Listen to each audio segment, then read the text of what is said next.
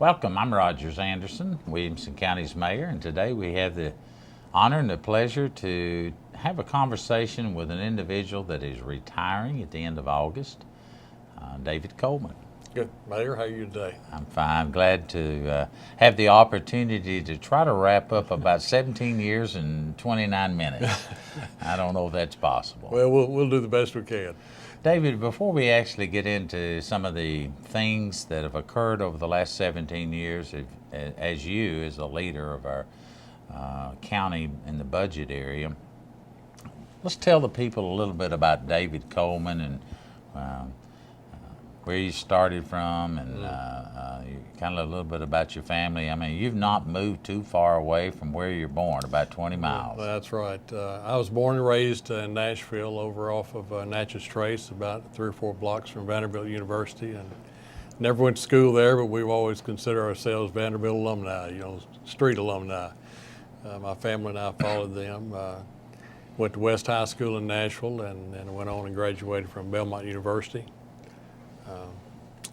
Worked in a CPA firm for a few years in manufacturing, and then construction for 20 years, and now the county for 17 years. So I told somebody the other day, I said, I've been worked at some kind of job since I was 14 years old. That doesn't count grass cutting, Well, and you have a pretty extensive family, maybe not in the terms of our age. Mm-hmm. A lot of families had lots of children, but you had a few brothers. Right. There were 5 children in my family, and 3 of my brothers are still living in this area. One's in Chattanooga.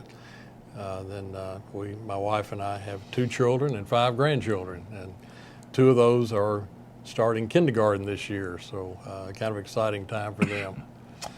If you go back in your career, and we'll just kind of focus mostly the show about the accomplishments that have been done since 17 years ago, the 92 or 3, you came on board. At the time, Bob Ring was the county executive, not the mayor. We didn't have that term back then. Correct. I had known Diane Giddens over the years, and just happened to be in the office one day doing some business for Thompson Station when I was mayor then, and Diane mentioned to me about the job opening, and put in an application. I didn't hear anything for several months, and all of a sudden I got a call about July the 1st, and they wanted to interview me and offered me the job on my birthday, July the 6th. The commission meeting was on the 10th, so we had to do some fast thinking, but I've enjoyed it. It's been great, and I thank Bob Ring for giving me the opportunity. He kind of went out on a limb to hire me, and I've enjoyed the time and working with Bob and Clint and yourself the most of the time, the 10 years you and I have been together. And the only thing Bob told me for sure when he hired me, he said, David, I won't be here in 3 years. He was ready to retire himself, and of course he served 16 years. And I credit Bob a lot for helping train me, because at that time, any meeting that he had that had any financial impact at all, he invited me to be in on that. And he was really doing 2 things. He was training me, but he was preparing me to help train the next county executive, because as you know, your job is probably 90% financial. Every decision you make has some impact on the county's budget. So I appreciate Mr. Ring doing that. And of course, had 4 great years with Clint, and had a lot of fun with Clint. And then you and I have been together 10 years, and it's been a great relationship.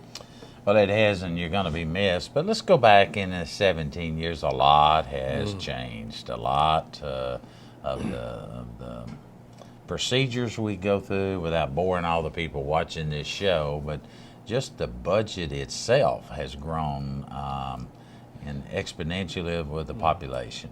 It certainly has, and looking back at those days, we did a lot more detail on the budget then. As far as our budget hearings, we spent a lot of time just going line by line, looking at every single thing. And even though we still do that, I think we're better organized, and you've done a lot to streamline the process. We have meetings prior to the budget, so we're able to move through the process a little quicker, maybe a little more efficiently now, but it's because we put the time in behind the scenes before we actually get to the county commission. When I think back in the years that I have been involved, even I was a county commissioner, as you know, before I became mayor and working in the private sector. But just the magnitude and the volume of growth that we've had in Williamson County. I think most everyone would know that in the 10 years census that was completed at 2010, here we are in 2012, but it took about a year for all that to come to fruition and get that. Williamson County was the fastest growing county in the state of Tennessee in the last 10 years. Now, population-wise, we went from about 126,000 to about 183, 184,000. It took us, it's amazing to me that it took us from 1799, which was when we were incorporated, which has always been an interesting date to fill out on an application for a credit card. I love it. How long have you been in business? Yeah, how long have you been in business? 1799. It took us from 1799 to 2000 to hit 126,000 people, and we grew about 40 from 126,000 to 183,000 in 10 years, and the forecast is we will continue that growth, and we're seeing that, which really puts additional strains on you and your department for those financial dollars, because the last thing the general population wants to hear on a countywide basis is that we're going to have a tax increase. But a lot of the things you do helped to avoid that tax increase. Well, it is a challenge when you're in a growing county like ours, but it's also, there are so many pluses to that also, and we've seen the business growth really in the last 10 years that has been so great for our county, but it does create a challenge, primarily in the school system, trying to balance that. I think in the 17 years, if my memory is correct, we've only had 3 tax increases in those 17 years. The advantage we have, and especially going back to when I first came here, is the appraisal value of our homes was growing at the time, and we might have a 5 or 6 or 10% growth in appraised value in a year. And when you're having that kind of appraised value growth, you can kind of put off the property tax increases because the appraised value is going up. So there's so many factors. I think sometimes we kind of get it simplistic, well, we just need to do this or that, but there are a lot more things involved, and there's so many county departments involved, from the sheriff's department, our courts and Parks and Rec, and county buildings. There's just a lot of things that we have to look at, and when you're trying to look at the needs of all those people, and one of our good friends and one we work with every day, Mike Weber, in our HR department, is we have to look at the overall picture, and a lot of times departments have trouble with that. They want what's best for their department, and we understand that, but you and I and Mike and others, we have to look at the overall picture of the county and try to do what's best for everybody. David, when you look at the years that you've been with the county, I know it's often hard to pinpoint 1 or 2 or 3 things that really are a standout, something that you're proud of. If I ask you that, I'm sure you can come up with that, so I'm going to ask you that. And then on the other hand, as you're leaving, we are presenting a young lady in your department that has really been with the county longer than you have. Correct. To take over your spot, in Nina Graham. We have to present that to the county commission for them to vote that up or vote that down, and I suspect they'll go along with our request. And not only has she learned under your leadership, but she's developed her skills even further, and will do a fine job. But let's pinpoint 1 or 2 or 3 items that in this last 17 years that you could say, I'm proud we did that. Well, I think there are a lot of things, and some of them are maybe what we classify big things, and some are maybe what we might classify small, but they're big to other people. And one we talk about a lot, and I'm sure people get tired of hearing, is a AAA bond rating. And the significance of that is, in a county like ours that you're growing, you're having to build new schools. You can't build new schools without borrowing money.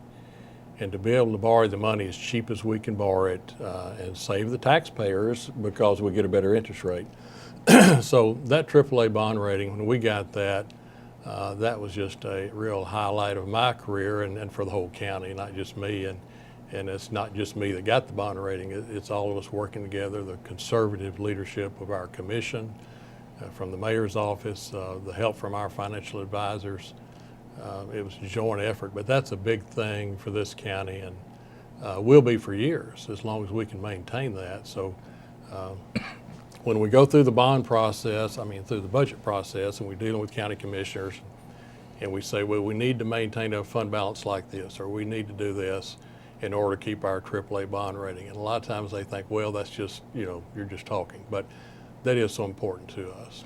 Well, I've used it, let you catch your breath a second, but I've used it as an illustration that if you go purchase a house or you purchase a car, all of us have a credit score.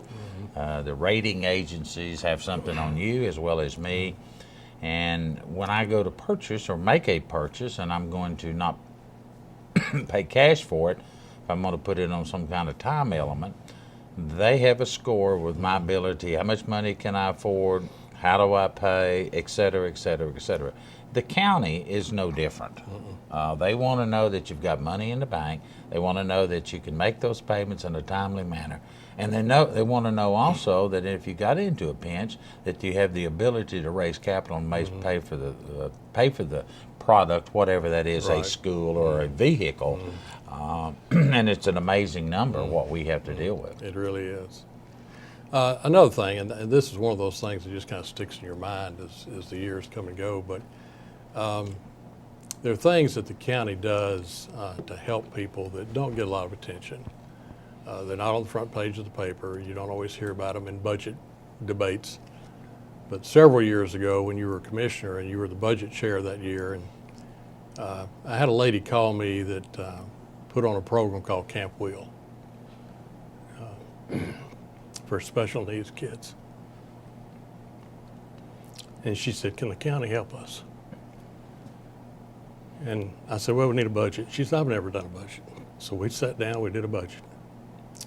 We brought it to the budget committee, and the budget committee considered it, and these parents are carrying the ball all by themselves. Oh, yeah. And we presented that, and you looked at Doug Hood, and you said, Doug, can we do something to help these people? And we have ever since. Yeah. Now, Camp Well, and I know it's close to your heart, and that was one of those special things. I remember that distinctly. Camp Well is one of those programs that falls under the Parks and Recreation, working with our special needs children, and it's a huge program to give some folks some opportunities for their children. Their children are they love their children just like we love our grandchildren now. We still love our children, but we give all the credit now to the grandkids. And there's many of those programs around, but that's interesting. That'd be one of your highlights. Well, the Williamson County Fair, we talked about this Saturday morning, standing out in the lobby for a while watching people come in. I've never seen as many strollers in my life. And and as people are leaving, you kind of take a chance when they're leaving. It's like you hope you get the reaction you want, but you'd say, I hope you had a good time. Oh, we loved it. We had a great time. So that's why you do those things. It's because of that kind of reaction. And it's not that we're going to gain anything out of it, but it's just it's fulfilling. Well, actually, we'll turn a few of us will turn gray hair a little sooner in our life, or have more of them in there. And I guess that would lead me in. I wanted to certainly touch on that. About 9 years ago, we started investigating how could we better highlight the Ag Center. How could we better promote the facility that was out there to be sure to use it till its full maximum, but at the same time have many people involved out there, so that it just wasn't seen as a place where the horses went or the cattle went. And of course, Kenny Wallace has done a phenomenal job out there helping to promote and push the activities and the programs out there, everything from synchronized ice skating to dog shows to commercial ventures. Meeting rooms are used, everything from weddings to potluck supper dinners, and I just don't know of many events. Now, the Ag Center certainly is not open to, we don't allow the alcohol to be there. From time to time, we'll have a venue that maybe want to have wine for 1 hour, but that has to be individually approved by the county commission. But other than that, the fair, which you've been step by step, making those books balance, is the logical person in your off-hour times uh, to promote it to one of the, as you indicated. I don't know that I've ever seen any more people that were at the fair on the last day of the fair for 2012.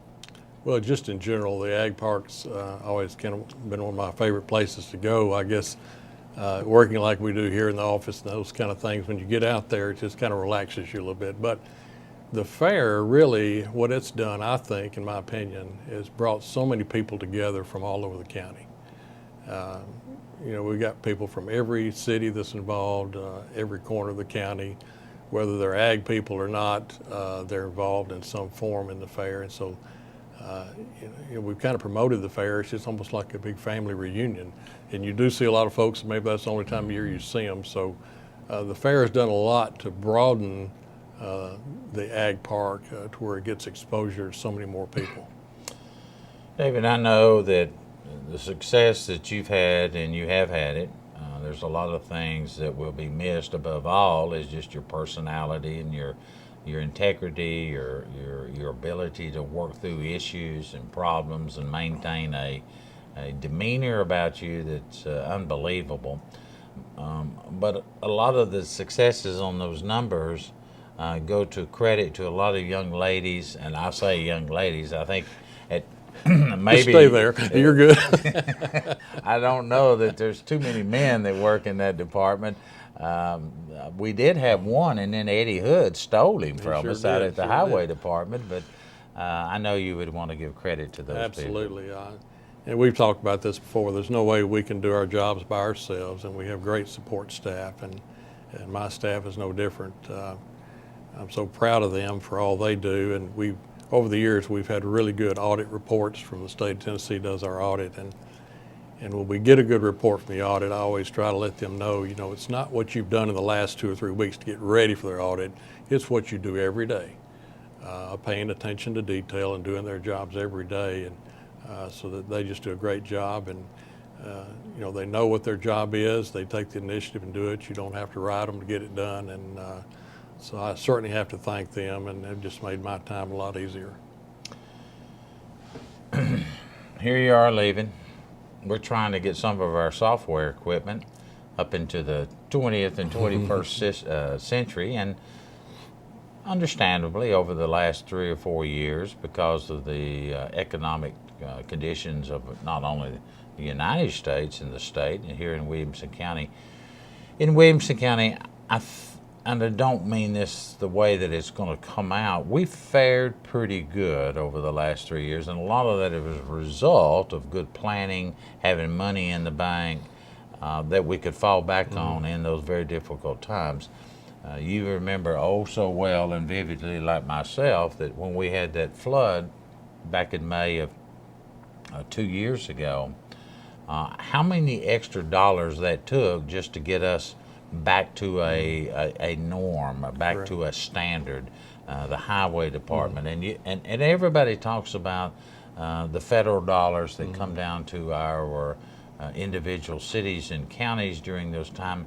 They do, but it happens to be a year or two later. So it's wonderful that you've got a paycheck coming, but you've got to eat a little bit all along. And it's almost impossible to run any organization without money in the bank.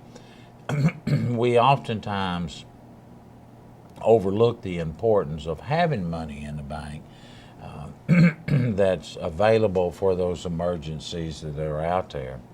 But one of the things I know that you rely on a great deal are outside sources such as Stevens and Bassberry and Sims. They've been great partners with us, and Stevens Incorporated is our financial advisor. And for most people say, what do you do with the financial advisor? And their main role is helping us with our bond sales and getting those together, but also helping us to keep our financial position where it needs to be to keep that AAA bond rating. They know what Moody's is looking for.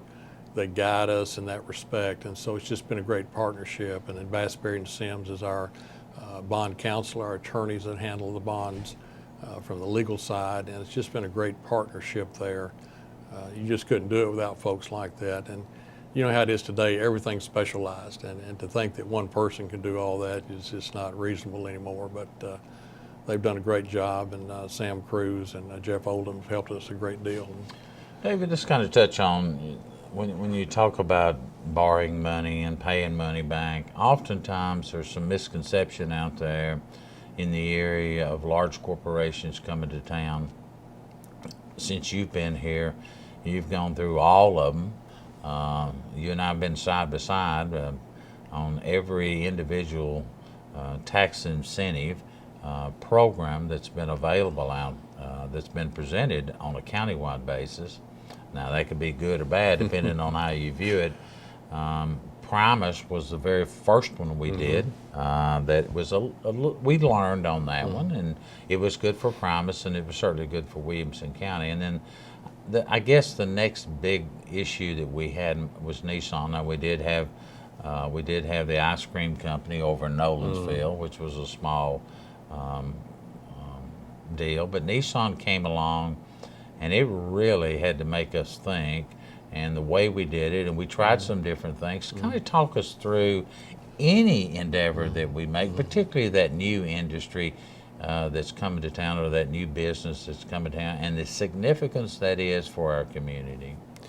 Well, I think you've said this so many times, it's all about jobs. And you know, your children and our grandchildren, we'd like for them to be able to grow up in this community and find a job and stay here in this community. So that's, I think, the important thing to the people of Williamson County, the citizens, that you're bringing jobs in when you do those things.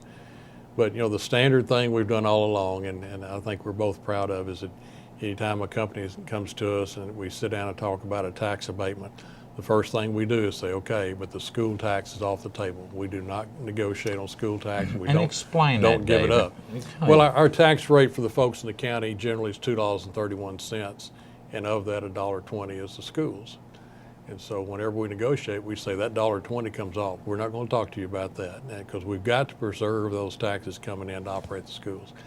And credit to the corporate people coming in, they're all in favor of that. Say, we're supportive of public education. We understand that. And so we've never really had a problem with that. But that's really the first place we start and go from there. But and when you look at businesses, and oftentimes those businesses are building on a vacant piece of land. If you go back to Primus, and I've had the figures over the years, I'd have to look them up again, but the property that Primus was built on when it was farmland was paying about $238 a year in taxes.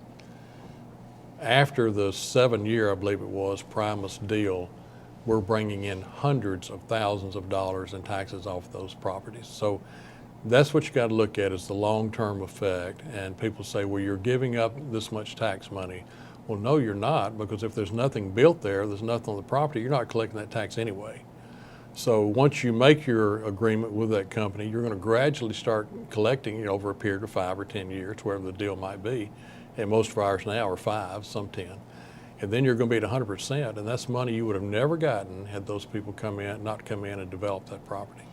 Well, I mean, and you know, Matt Largent is currently our economic development director, and oftentimes he brings a lot of discussion to you and myself and others, and we weigh the pros and cons. But quite frankly, more of the deals are turned down than we ever come forward. That the commission has to vote on those, and you know, we're seeing a real strong push and surge right now to keep the businesses we've got here, because you've got quality businesses throughout our community, such as Tractor Supply.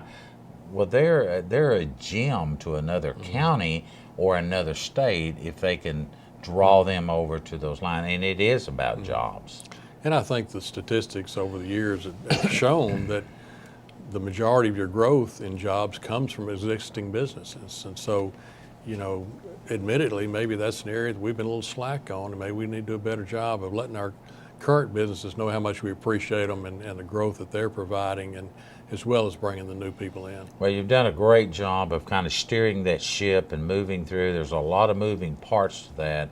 At the end of the day, there's lots of fingers involved on that, from not only the assessed value and the location of that, working with our partners, and I say partners, it's sometimes the state of Tennessee, sometimes it's Franklin, sometimes it's Brentwood, but it takes a lot of effort to pull all of these, and they are deals. Mm-hmm. They're just like you would buy a house or a car. You have to document and dot all of the I's and cross all of the T's in order for this to work. And it's not only got to work for the businesses, but it's got to work for Williamson County government for it to really be sold and presented to the county commissioners. It really does, and as you say, we don't approve everybody. A lot of them we don't even bring to the commission. Correct.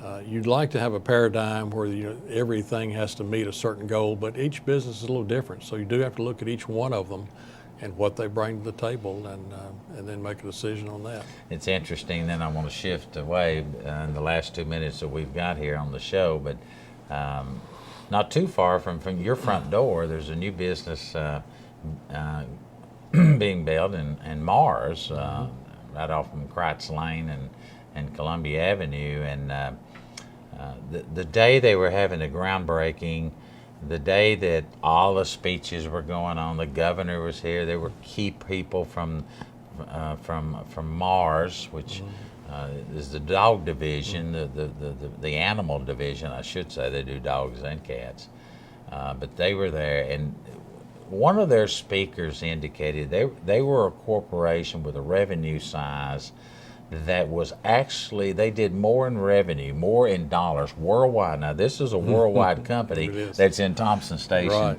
Right. They did more than the entire state of Tennessee in terms of revenue. So that's the kind of caliber of companies that we're going to.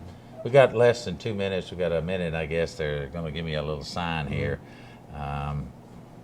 I would be remiss if I didn't tell you that thank you for your years of service to Williamson County. I do know that you will be back and doing some part-time work with us a little bit, but it's time for, you've made the announcements, you want to retire and do a little bit more fishing, spend time with Paulette, and I guess above all, play around with those grandkids the best you can. But well, I just appreciate the opportunity the county's given me and my family, and as you and I say often, it's a great place to live, work, and worship, and raise a family. And I hope the people, as citizens of Williamson County, realize what a jewel they have here, not in us, but in this county. And it's come a long way over the years. And I moved here in 1971. There was one little market, Herbert's Market, up on Highway 96, and one gas station. That's all that was there. David Coleman, a man we will miss in Williamson County government on a day-by-day basis, but he'll still be around. You'll probably see him out at the fair. You'll see him around a few other things. Thank you, David, for years of service. Appreciate it very much. I'm Roger Sanderson. See you around the next time.